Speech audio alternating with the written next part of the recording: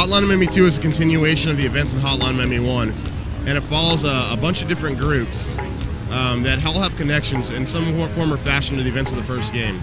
So this group that we're watching now is the fans. They're basically copycat killers. They were infatuated with what happened in the first game, and they're basically trying to recreate those series of events. But then you'll kind of follow the narrative through the eyes of a bunch of different folks.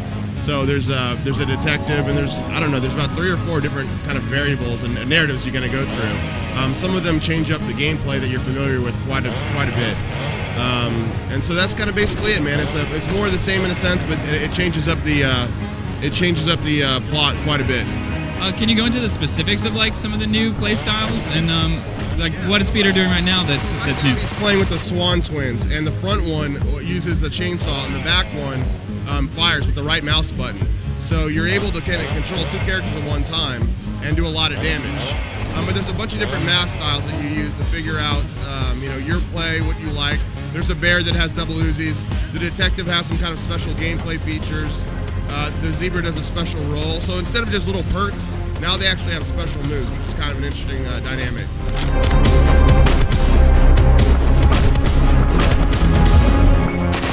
I mean, it maintains the same foundation, that kind of Twitch aspect, fast-paced, trial and error, dying, and trying to figure your way through every level.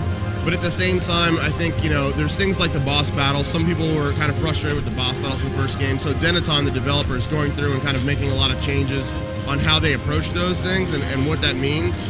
And then, like I said, the gameplay variables really, like, how can we take this formula and make it more interesting so fans will kind of feel familiar with it, but also it throws a couple screwballs in there to kind of mix it up.